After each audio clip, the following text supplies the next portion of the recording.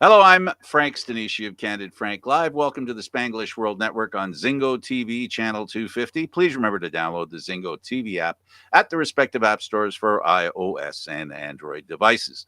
While you download, make sure you rate and leave a comment. Both apps are absolutely free. Zingo TV is available on Google Chromecast, Amazon Fire TV sticks, Roku sticks, and also on all smart TVs 2016 forward. Now, joining me as usual is Aaron William Freeland. And Aaron, I got to tell you, I watched that game last night, and all I could think of was a good buddy of ours named Jared Harris, who uses the term "they the bed." Mm. Yeah, no, that was definitely one of those games where you got to kind of chalk it up to one of those. I think that the Leafs are trying to play mind games with the Tampa Bay Lightning, trying to show them that That's yes, in some fact, people we are. are that bad. I think the Austin Matthews thing has everyone questioning what's actually happening because nobody really knows what's happening. The only clues out there are the ones given by the coach over the pregame and postgame interviews, or the post-practice interviews, I apologize, which basically say he has an injury that he's never had before, that he's never had to deal with before. It is not a bad injury. It's a day-to-day thing. It's a nagging thing. And if it was playoffs, he would be playing. So, you know, it's, hangnail. I mean, it's entirely possible. In the words of Sheldon Keefe, it makes no sense to put him back in. So, I mean, if it comes to an injury like that and we're this close to the playoffs, I trust the coach's judgment. I mean, the Leafs have been, what, 6-2-1 now without Austin in the lineup? It's not like we've done poorly without him. Yeah, So, I hear you. I feel you. it's one of those Um, things, though, that kind of makes you wonder if he really, and I'm going to throw a little fuel on the fire here. It kind of makes you wonder if he's really the heart candidate that everybody thinks he's supposed to be. I think you can go either way in that. There's two directions you can go there, maybe three. I won't go to either, other than to suggest that um, there really isn't much that can be proven by that. There are a lot of other factors, and I think the biggest one is opportunities come up for players who may not otherwise have one. So, for a short term, you know, defensively, the opposition has to change their game plan. And as far as the Leafs are concerned, the coach has a bit of an opportunity to give somebody a chance who doesn't normally have a chance, and it's only for a short time. So it's not like teams are going to make book on the new lineup. So I don't really buy into that too much. I know you're saying it facetiously and/or with tongue in cheek. I get that. Once again, we get an egregious foul ignored by the referees under their clear view, and they make no call. A punch to the back of the head, a pretty vicious punch to the back of the head. It was one of those punches, Aaron, where you cock your elbow and you let her rip. It was a full throated punch to the back of the head to a player who's standing in front of the net. No call. And this happens too much with Toronto, and all those things that we've heard and those stats that TSN has used, we're seeing it in front of our eyes. And I think that game was played under duress for the Leafs. Now, I'm not saying they should be getting penalties. The Leafs are going to have to figure out how to deal with that, because that's exactly what's going to happen in the playoffs. That's exactly what's happened over the past few years in the playoffs. Well, I mean, it was nice to see some pushback. It was nice to see them get a It little came more late, physically though. involved. It did, admittedly, come late. The game was well out of hand by the time Long any of before that it, actually happened. Oh long yeah, before they. but at the same time, you get to a certain point where you finally had enough, and no matter how well intentioned and well behaved you try to be, it gets to you. You know, I think one of the funniest moments of the night for me had to be when Kyle Clifford was in the scrum and tried to tap Corey Perry on the head with the butt end of his stick. It's now, admittedly, there were calls. There were quite a few calls that should have been made both ways, Oh, absolutely. but you just have to look at the referees honestly, at that point to get an idea. Because who was the head referee last night? A gentleman by the name of Skillner, who has been responsible for Sheldon Keefe getting into a whole passel of trouble with the NHL and being fined. So, I mean, one of the weirdest calls was when Corey Perry knocked over Alex Kerfoot behind the net. And when Alex Kerfoot fell, his stick hit Perry in the face because he fell. So Kerfoot got the high sticking and Corey Perry got the tripping. And it was one of the dumbest calls that I've seen in a long time.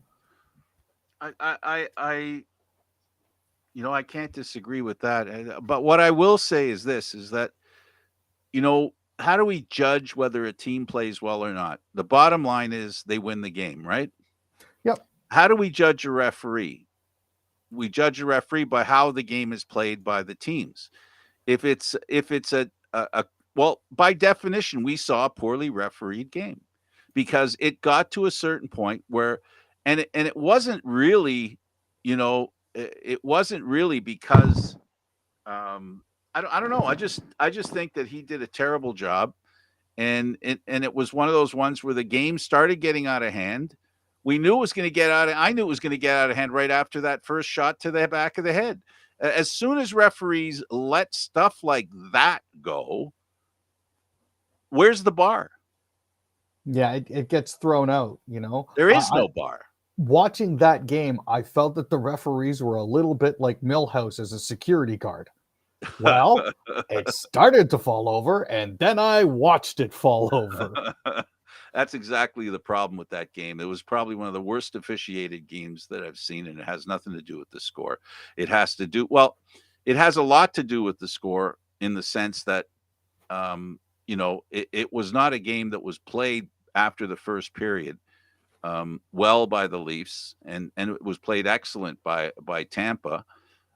Essentially because they went into that game saying, we're going to prove we're tougher than they are. This is how you beat this team. That's the reputation the Leafs have had over the past 4 years since Matthews and Marner have been, the centerpiece of this team. So, they're going to do that, go to the well, and the Leafs are going to have to, as I've told you for years, and I've told on this show for the last 5 years, the Leafs have to stand up early and stand up often until the message is sent that they're going to play hockey. And if you want to do otherwise, we have some guys that can do that too. No, most assuredly. And it's a question of the league realizing that they do have those. The league doesn't care. The league don't look for the league to care, because the league doesn't care if the Leafs lose, and because the Leafs are a team that are going to make money regardless of how things go. The league has to concern itself with all the other teams. Let me rephrase. The other teams in the league, which is what I meant to say. I'm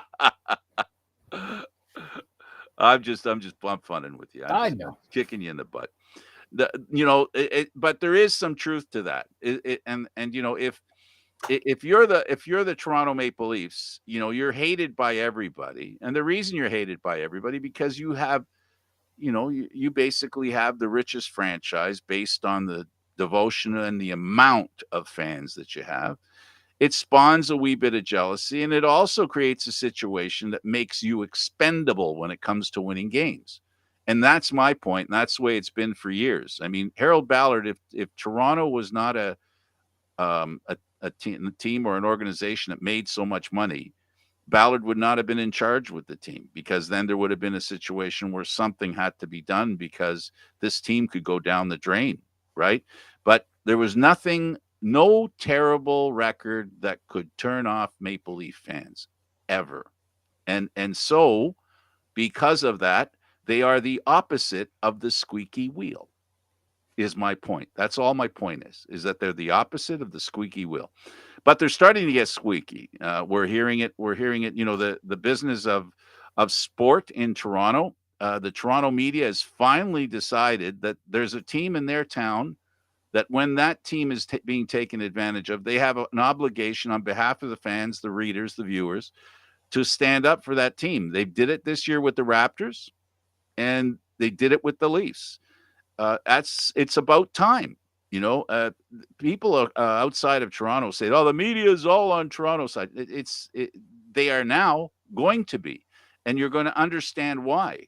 the people who are here. It doesn't matter what people outside Toronto, say about the media and how they feel about Toronto, because they're going to hate Toronto. They're the opposition. What's the big surprise? No one should be surprised that Montreal fans are going to say, stupid things about Toronto and, and all the other franchise in the city, in the country.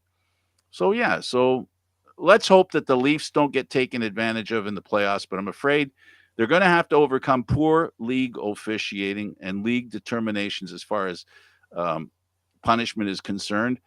But hopefully there's a long enough history for Matthews, Marner, and the Leafs in charge, being Shanahan and Keefe, that they understand that they're playing with one hand tied behind their back. They're going to have to play that much better than the team they're up against. And that's what's going to have to happen. It's just the way it is.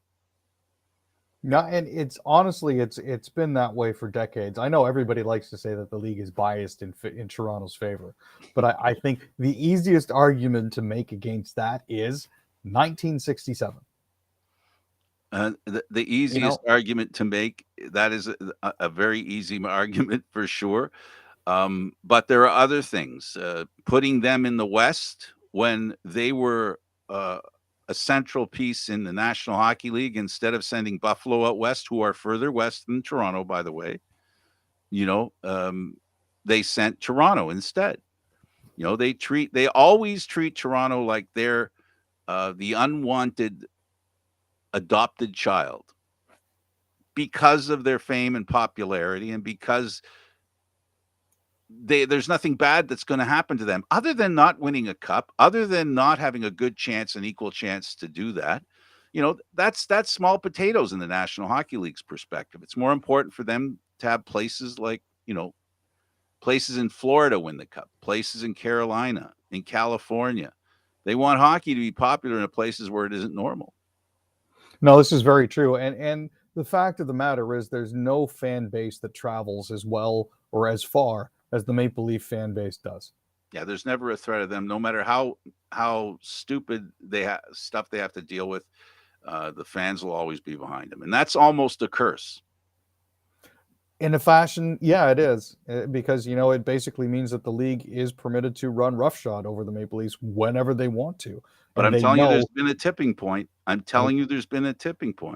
This year, it's happened. The media is saying, you know what, enough's enough. And that TSN broadcast where they showed how the Leafs don't get a fair share of penalties called against them, like the other teams that score as much as they do.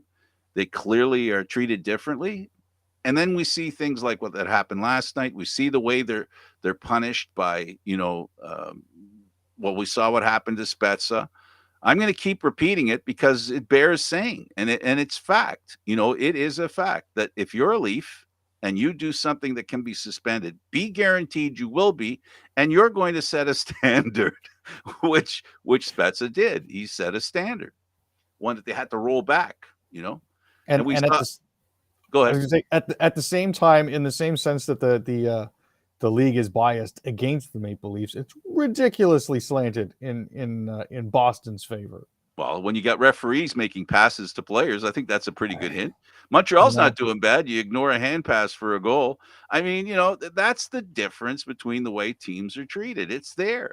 I called it a Freudian slip by the referee when he passed it to the Boston defenseman. He was thinking of helping Boston. He wasn't supposed to help them at that moment. He was supposed to be looking for one, not doing it like that right then. I chalked that up to a moment of cranial vapor lock, because the puck was coming around the boards and it stopped against my feet, and it should have continued in that direction anyway. I have two choices. I'm going to let it. Yeah. Oh, and I have three choices. I can leave the puck alone, or I can give it to the Carolina player, or I can give it to the Bruin. Yeah, about that. All right, let's get on to some other sports, and we'll get to hockey in Canada as well. EPL, Serena Williams and Lewis Hamilton, two black owners of Chelsea. That's a definite possibility at this point. Both Williams and Hamilton have each pledged just over $13 million to participate in the ownership group under Broughton that's looking to purchase them. Now, the other interesting part of this is that Lewis Hamilton is actually a huge Arsenal fan, and Arsenal just beat Chelsea on Wednesday afternoon, which is part of part of the table that could be vital for Arsenal in winning the Champions League in 2022-2023. So it's interesting that he would choose to purchase a stake in another team at this point. But, you know, as it is, Williams is already a minority owner in the National Women's Soccer League club, Angel City Football Club. So there's Absolutely. that as well. Toronto FC midfielder Jonathan Rosario on milestone 300th game with TFC. He has played really well this year. He's been one of the real bright lights. He has been absolutely fantastic for Toronto FC and for Team Canada. So, I mean, 9 years ago when he was 20 and coming into his first training camp with them, he looked at it. He really thought it was going to be his last chance to make a living playing football and doing what he does. 10 seasons later, he's still there. He's still kicking butt, and it's great to have him on side. For those of you that are planning on going to Touchdown Atlantic, it won't matter so much for those of you that watch on TV. There will be a time change, and it will affect a few other games that day. Yeah, the good news is it'll now be a matinee, which means that you'll be able to get some drinking in the morning, but even more drinking in afterwards. So that's the most important part. Remember, we're talking about people going on the road and staying in hotels, folks. That's what we're talking about here. No drinking and driving, please. The Red Blacks. This is cool. They've actually added an American quarterback to their pool. It's Tyree Adams. Adams is coming off a career at West Carolina where he became the all-time leader in passing yards, passing touchdowns, and total offense. Most recently, he actually saluted up for the Indoor Football League Salina Liberty. Now, they've now got 5 quarterbacks. That's Jeremiah Masoli, Taron Christian, Caleb Evans, and Devlin Hodges are the other 4. So there's a bit of a logjam back there, but it gives Ottawa a number of options. And why not have them? The Lions. Exactly. Here we go. Defensive lineman Elijah Qualls and running back Taquan Mitchell have both signed with them. Qualls most recently was with the New York Giants in 2021, but the last time he actually had any game action was in the XFL with the DC Defenders back in 2020. So that's interesting to see. Mizell is actually coming to Canada after a 5-year stint in the NFL with Chicago Bears from 2017 into 18. He played 9 games, had 16 yards and a touchdown and 9 carries. So we'll see where he slots in. The Riders. Right, the Riders have actually signed Tevin Jones, so this is good. Jones is 6'2", 225. Most recently, spent time with the Jacksonville Jaguars. He was originally signed by the Houston Texans in 2016 as an undrafted free agent. So he spent some time with Kansas City and Pittsburgh before landing with the Dallas Cowboys in 2019. So we'll have to see how he fits in there. He brings a pedigree from the University of Memphis, too, so that should be exciting. Sad moment for me. One of my favorite players in the NFL, quarterback for the Oakland Raiders at the time, legend Darryl LaMonica, nicknamed the Mad Bomber, dies at the age of 80. Aaron, I could tell you stories about this guy. This guy was amazing. He was, I'll say this, he had star quality, and he was a guy that you pulled for. He was a really nice guy on a really, really, the Oakland teams were kind of, how shall I put this bluntly? They were dirty. They were dirty, mean, and they were trouble. And he was a really nice guy who was the quarterback of that team. The contrast was not lost on me, even as a child. Well, I know that I don't think he was particularly happy of starting behind Kemp when he was originally in Buffalo. So I'm glad to see that he actually did get a chance. Yeah, he got a great chance. He was a great player. Mind you, it is what it is. 80, he lived a pretty good life, and I got to thank him for the excitement that he gave me. Him and the Kansas City Chiefs back then. Oh, Aaron, It was like the Leafs and Bruins. Now, he played in that infamous Heidi game, didn't he? Back in '68. 68. I don't know if you I don't remember that. know. I don't know if well, tell us about it. I don't remember it. So, um, he was Oakland's quarterback back in '68, and he threw 4 touchdowns in a last-minute comeback over the New York Jets. But millions of people in the Eastern and Central time zones didn't actually get to see it. The game ran long, so the NBC executive made a choice to cut away and show the movie Heidi instead of Oakland completing their Heidi comeback in the final That minutes of the explains game. why I saw that movie. It's the only reason you would have seen that movie, Frank. Come on. I like Shirley Temple. Major League Baseball. Tiger fans boo Yankees for intentionally walking Miguel Cabrera at 2,999 hits, but they didn't get off lucky. Though, I don't necessarily blame the Yankees for doing Not at this. all. I mean, he went 0 for 3 on the day. He was coming up to the He was plate for the due. 4th time. He was definitely due. And at that point in the game, when it was as close as it was, I would have definitely walked him as well. So, And then, of course, there was a hit and a run and a win. yeah, it is the way it goes. Sometimes, best intentions and all that. He'll have another opportunity to hit his 3,000th hit. Blue Jays ace Gausman shuts down Red Sox. Boy, he looked good. Man. He looked really, really good. Lot of smoke thrown in that game. There were a couple of strikeouts that he had back to back to back. Every strikeout pitch was 85 miles per hour, bottom right-hand corner. An exact same spot. He was amazing. Not quite as biting slider that Dave Stieb had. I don't think anybody will ever have that. That slider was amazing. Telestrators were invented to follow that slider. But Gausman, he's projected to be maybe the best pitcher in the American League this year. With an offense like the Jays.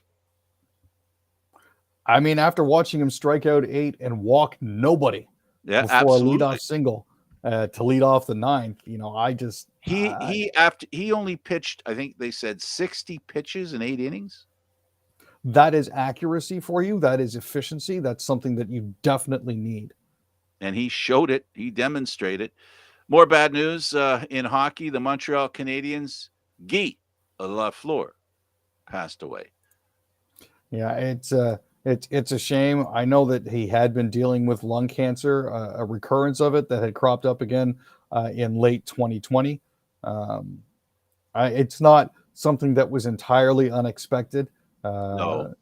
Coming shortly on the heels of Mike Bossy's passing. This is a guy who smoked in between periods. Yeah. Well, it was a different time. Well, there was nothing wrong with cigarettes. No, I do actually have. I used to have an old Guy Lafleur poster, signed poster. In my nice. bedroom as a kid, many moons ago. It's since gone.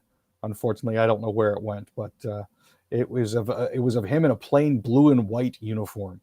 Wow. Mainly because the company that he was doing a signing for couldn't afford to buy the likeness rights for the Nordiques, whom he played for at the time, so they couldn't put that on the poster. Oh my goodness. Van Riemsdyk and the Flyers beat the Canadiens 6-3. Finally, a couple of goals for Price. Yeah, well, you almost had to wonder if they were ever going to be able to score for him again. I'm glad that they finally did. I'm glad that the Flyers didn't break their slide against the Leafs. So, coming off a 5-2 loss to Toronto a couple nights earlier, walking into Montreal and curb stomping them 6-3 the way that they did was very good. Absolutely. The Senators, Columbus faces Ottawa, aims to end 3-game skid. So, Ottawa's had a few issues lately. They've had their shares of ups and downs, obviously, this entire season. But Columbus is coming into this game having lost 3. So we'll have to see where they end up at the end of this. Ottawa's in a bit of trouble, though, because they're averaging almost 10 penalty minutes a game. So Winnipeg, before the game started against the Hurricanes, knew that they were out of the playoffs. I'm very sad about this. This is a team I was hoping would make the playoffs. I thought high of them. Just this year was not their year. I like the Svechnikovs relationship. Hey, bro. Hey, bro. Bro. Bro. Bro.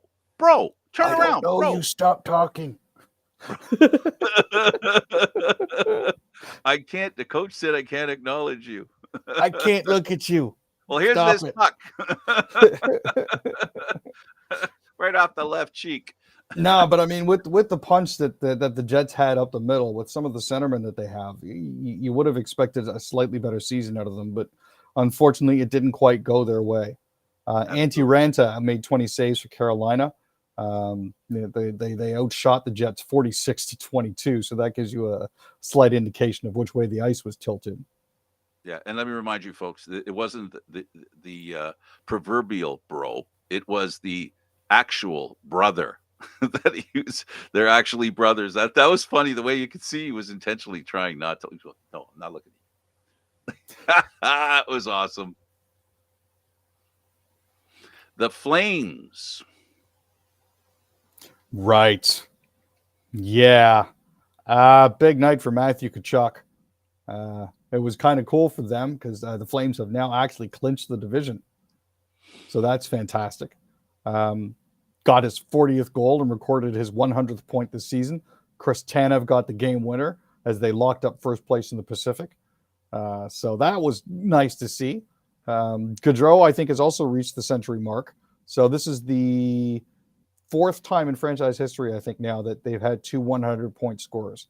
The other times were Theo Fleury and Al McInnes did it. So McDavid, 43. Yeah, he's got a ways to go to catch Austin Matthews. I don't know if he can do it in the games they have left. Well, Matthews doesn't play. This is entirely true. He's got a shot. His 43rd goal and 2 assists in a 5-2 win over Dallas. So that's, I mean, this team, God, when they want to turn it on, they're absolutely fantastic. When they can't get a decent performance out of their goalies, look out.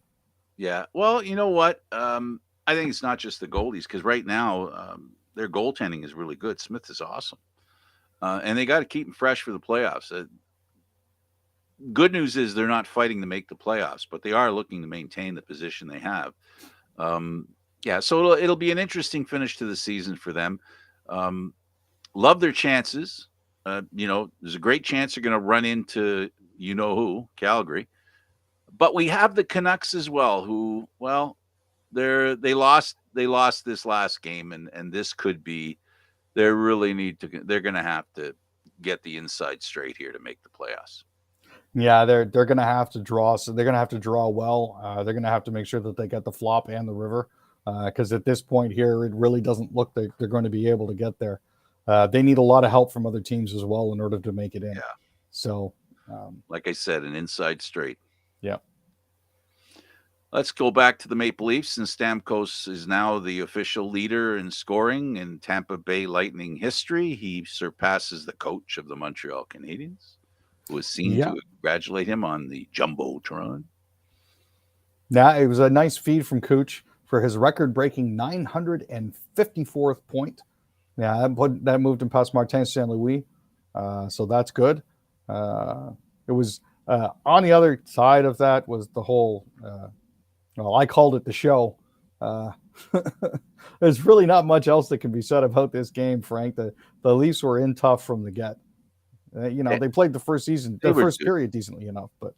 Well, the part that look, I didn't mention this, and this is this. I don't know if I can calm down enough to talk about this subject, and that is goaltending and Shalagrin. He played an outstanding first period that they wasted on the kid. The kid kept him in that game. He kept up with the goalie on the other end, who's had a bad reputation for the past few games, the last 6, in fact. He hasn't won in 6 until this game against the Leafs. And Shalagrin was doing an awesome job of making saves. He looked great. He was compact in his movement. When he did move, he moved with a purpose, and the purpose was proven by a lot of those nice leg kick saves that he was making. He had his angles going really well against a team that was flying pretty well into the Leafs zone. That first period, and as Coach Keith said, it's a shame that kid. That kid played probably the best goaltending we've seen him play in that first period, and then it got to the point where power plays, tip-ins. The kid, I don't think he let in a bad goal, and there were 8 of them. No, and you know what? A lot of that, it falls back on the Maple Leafs defense, who for some reason just couldn't get it together. And it doesn't get any easier for them either. They've got the this is what Florida Panthers. We tongue in cheek talked about the National Hockey League and how they don't want the Leafs to win. At the end of the day, take that stuff, folks. I'm just having fun with you.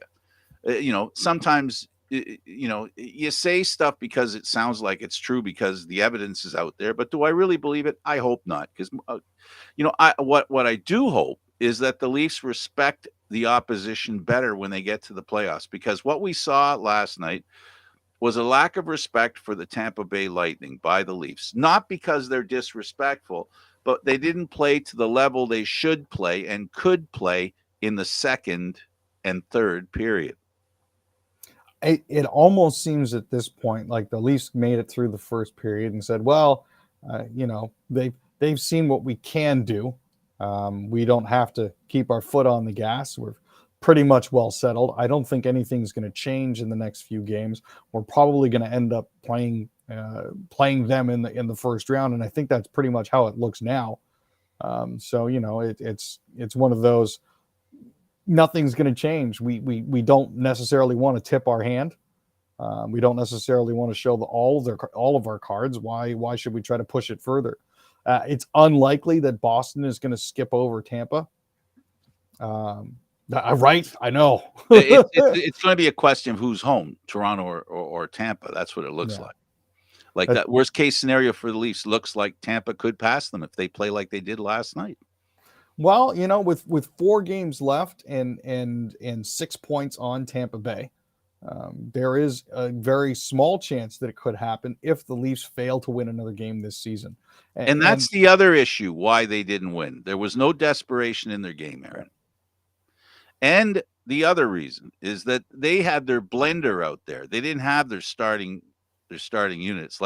It's like putting their training camp team against the team that's already played this long. They're experimenting, and a team that was as desperate as Tampa is, they have not been playing well. And this is a Stanley Cup contender that can look in the mirror and see what's going on. They know the way they're supposed to play. They know what winning looks like. They know the kind of effort they need to put in, and they're just gearing up for the playoffs. And I think this was a good lesson for the Leafs, that they need to pay attention to the simple fact that they have to rise, not to a level they feel they need to play, but to the highest level they can play. And that's the lesson I think they walk away from. If they don't, then they won't make it past the first round, because that's essentially, they're going to have to go toe to toe. They've got the guys now. They've got Simmons. They've got guys on their team that can, say, excuse me, we won't be putting up with any of that. So, that excuse is gone. They can all play a little taller, and they're going to have to when the playoffs roll around. Just looking at the lines from yesterday, you had Bunting, Tavares, and Marner as your first. Say what line. Now? Well, that Bunting, wasn't a bad line. Marner. That wasn't a bad line. That was, but still, Bunting on that line. And then you follow that up with Nylander, Kerfoot, Engvall, Mikheyev, Kampf, and Blackwell, and finally Clifford, Spezza, and Simmons. That's definitely blenderized right there. And you know what? This team, we can joke as much as we like that without Matthews, they play well. When it really matters, when the pressure's on, when the game truly, truly matters, do you really want to play without Matthews? Realistically speaking, I would rather have him. I don't think so. I don't think so. But at this point, if the Leafs can save him for the playoffs, because it's not whatever's bothering them, they don't want it to be worse, Aaron, and that's the smart thing to do. This is the whole point of not, we've talked about this before, and I've said it before, and I mean this wholeheartedly. It is so much better to be in the playoffs late in the season than at the end of the season.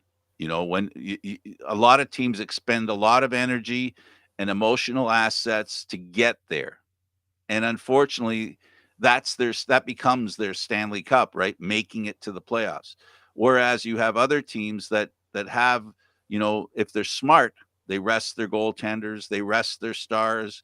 They go in with the process, working on the process, not leaving the process of how you play behind, but allowing other players to step in to get the team, to keep it going, get them to that level, but allow the players that are going to be playing a lot of games because, it's every other night.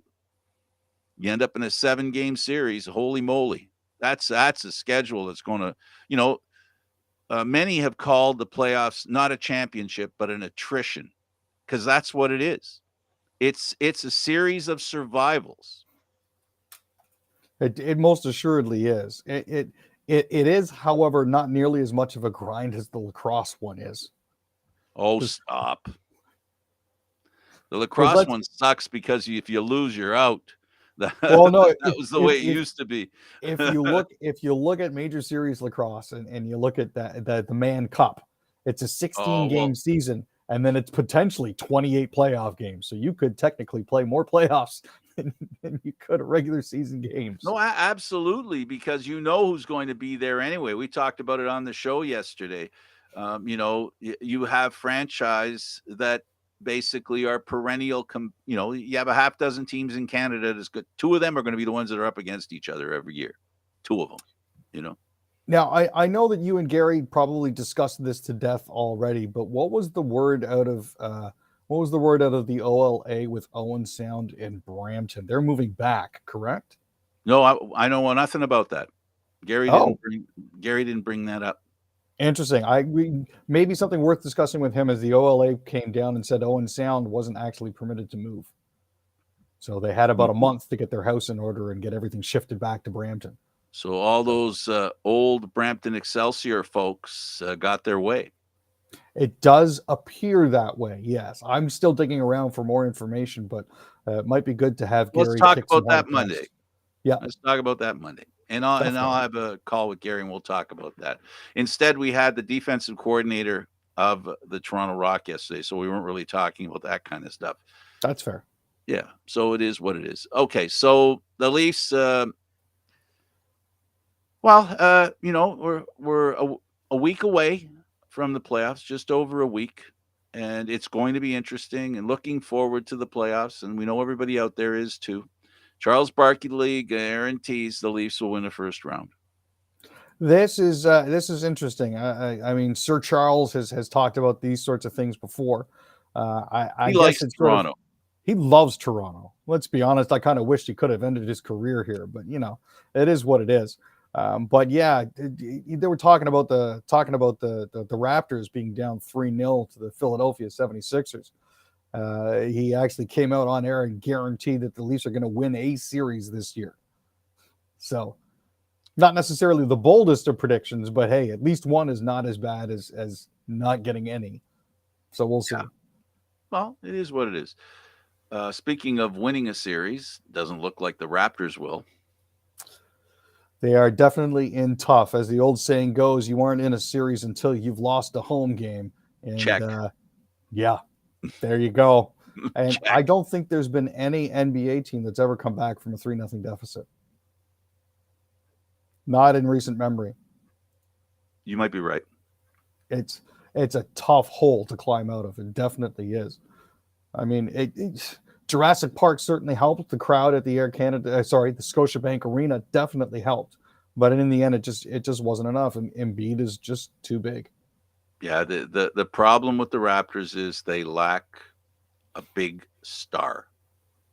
Now, they have a big man, but he's not a star. They have some stars on their team, but they're not. That's what it looks like right now.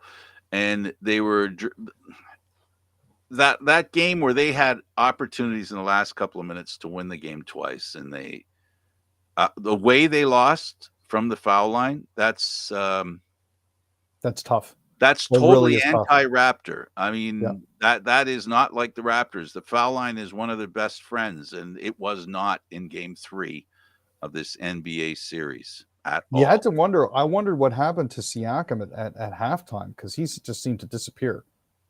I'm not sure what it was, but it almost was like he didn't want the ball in his hands during the late third quarter, fourth quarter at all.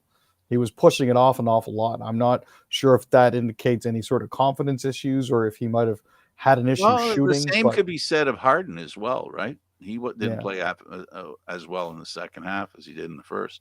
So, that kind of stuff happens. You get your defenses set up. That's the coach's job. But Nick Nurse hasn't looked like a genius like he has been well thought of, and I think of him as a genius. His genius didn't affect this series, and it's as good as Tiger Williams said, they're done like a dinner. well, let's see what sort of a performance they put in on their next home game because I don't want to see them swept. Now it's about pride. Yeah, Not being swept. PCs extend Manitoba government. right. If we're talking about the house extensions that we're talking about the government hasn't fulfilled reconciliation commitments. Okay, different story, right?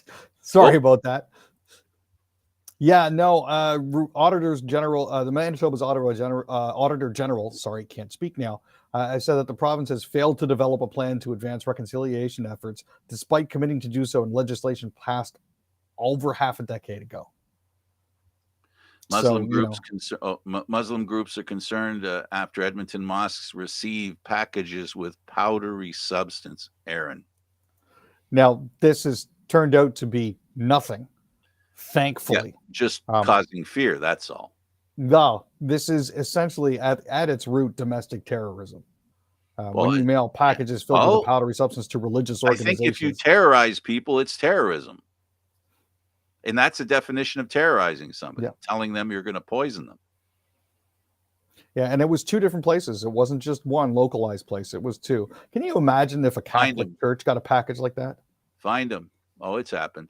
Find them. Put them in jail. Can't have that kind of stuff in this great country.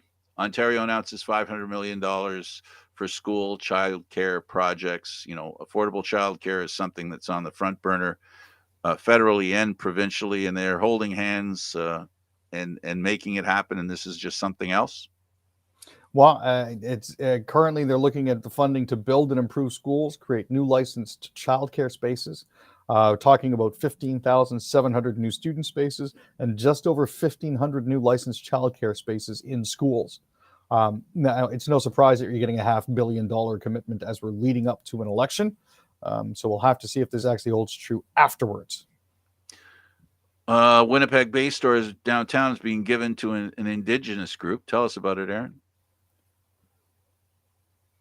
There we go. Sorry about that.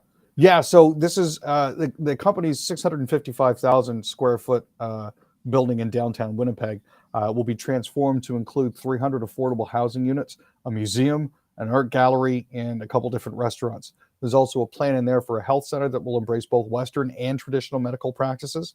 The official announcement is expected, it was supposed to have been today with Prime Minister Justin Trudeau on hand. I'm going to go back into the archives and check everything, but that particular location was closed in November 2020. So the governments, both municipal and provincial, have been working to try to find a new use for the site since then. Good use? Yes, definitely. House Hours using a tactic they criticized the previous government for. Apologies. This is the story I thought you were referring to earlier, No. as opposed to Manitoba not doing enough. Nova Scotia's progressive conservatives used their majority on Thursday night to extend the legislative workday by 6 hours in an attempt to speed up the passage of bills through the provincial legislature. This is the same kind of procedural tactic Jim Houston was harshly critical of former Liberal governments for. So, it's one of those, it's okay when we do it, but it's not okay when you do it. Oh, boy. Let's take a look at some COVID issues. The Toronto Zoo animals get their vaccine. Were they holding out? They didn't want it? What's the story? Well, actually, the job was actually made easier due to voluntary positive reinforcement trainings. So they actually received 320 vaccine doses for 120 animals, with 2 doses per animal given about 2 or 3 weeks apart. So many of the animals would willingly present an area of the body, such as an arm or a tail, as part of the regular training exercises with their trusted keepers, so that they were used to the idea of getting a needle. Most animals in zoos are vaccinated anyways, again, because they're being held in a different environment to what they would normally be in. This is to help protect them more than anything else. Yeah, it's good to see that they're willing to go along with it for treats. Well, except for the monkeys that were in a bunch of trucks. Wow. Damn monkeys. Mm. Boston urges masks as battle brews over transit rule. The CDC got told by a federal judge in Florida, no, you can't mandate masks. See, and this has wider implications now. Not only have they overturned that, Boston Public Health has noted a rise in hospitalizations, as well as a 65% increase in cases and an even larger spike in COVID-19 levels in local wastewater samples. But because this ruling has come down from a federal judge in Florida, people are saying, well, how will this affect the CDC's ability to try to put in mask mandates in the future? Because we are going to have another illness. It's a matter of time until it gets here. But now that the government agency, the CDC, has been officially hamstrung by this judge in Florida, how will they be able to effectively control pandemics and illness outbreaks in the future? Don't forget, the mask mandate was ending in 2 weeks. Supposed to, yeah. Right? It was going to end anyway. But what this is about now, the federal government needs to defend the ability of the CDC to make decisions like that. I don't know if science, the CDC, will ever recover from how this pandemic went and how it was politicized. Aaron, it's been, it's like Pandora's box has been opened, and everyone's going to suffer. And what's going to happen is the people responsible, the part that is most irritating, the part that bothers me more than anything, the people who caused the problem are going to be the ones who blame everybody else. That's the part that really ticks me off.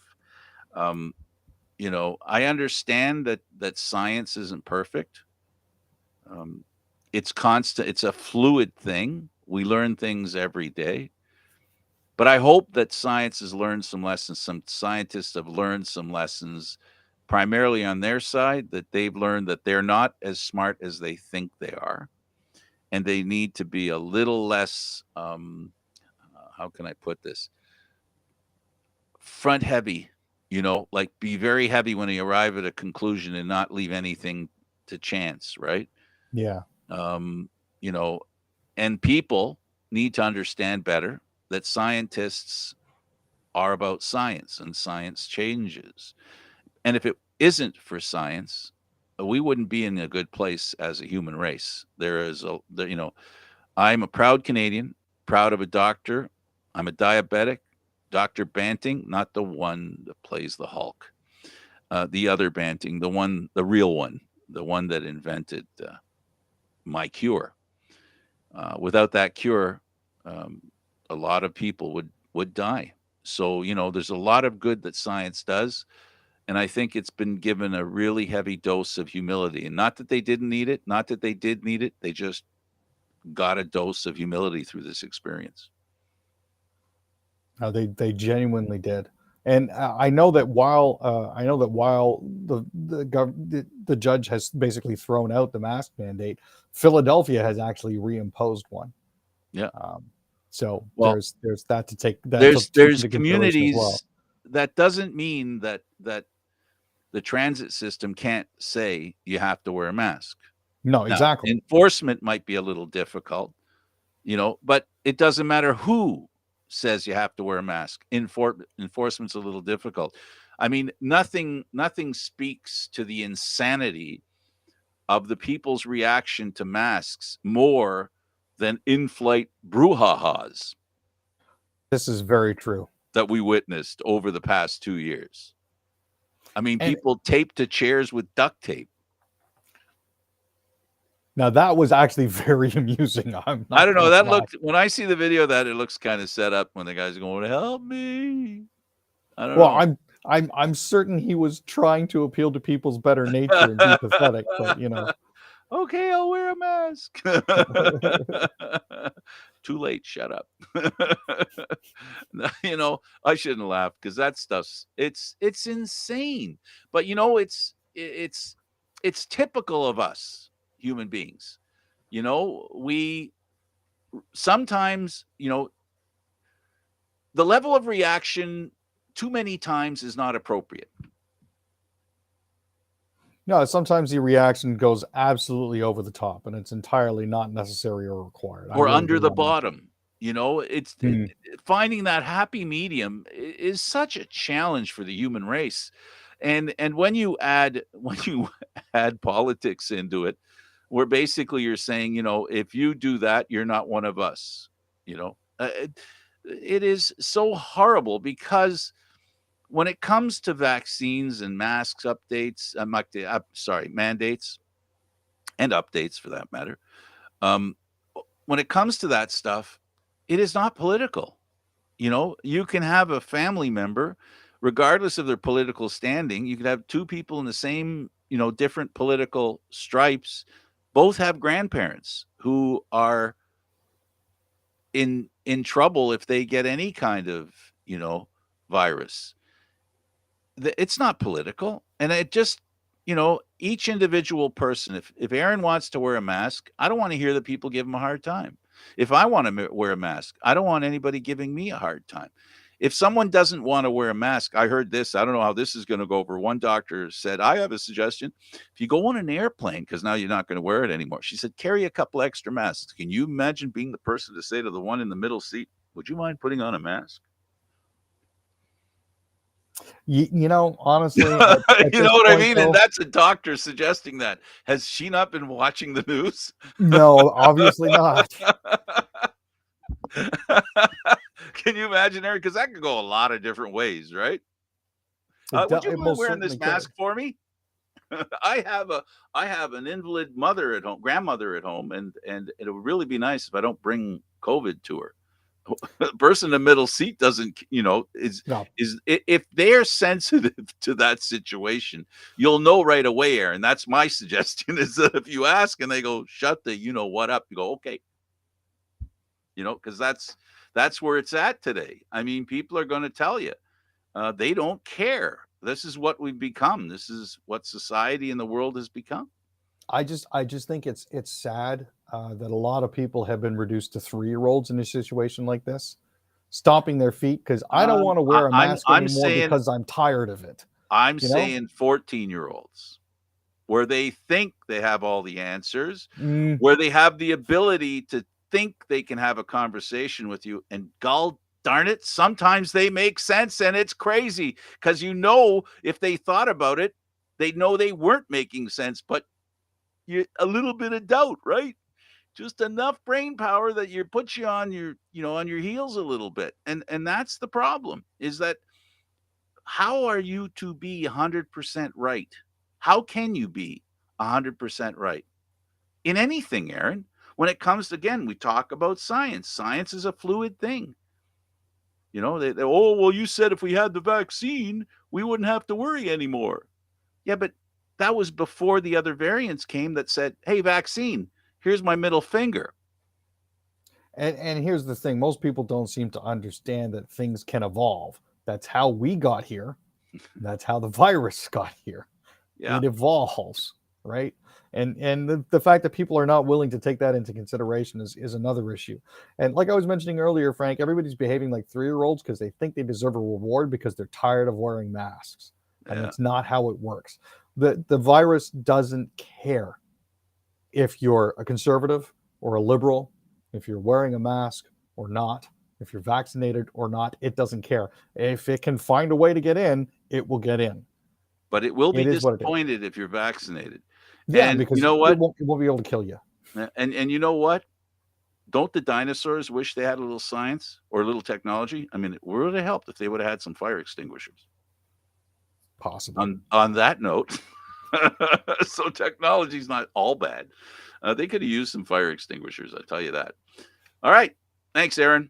Thanks, Frank. He's Aaron William Freeland. I'm Candid Frank Stanisci. Thank you for watching Candid Frank Live, Aaron, Mondays, Wednesdays, and Fridays at 6 p.m. Eastern Standard Time. This show can also be heard on the Spanglish World Radio Network. For Candid Frank Live, other news, entertainment, and sports programming we offer, please check out spanglishworld.ca. Read it, download it, hear it, live it, run by it. Thanks for watching. Ciao for now.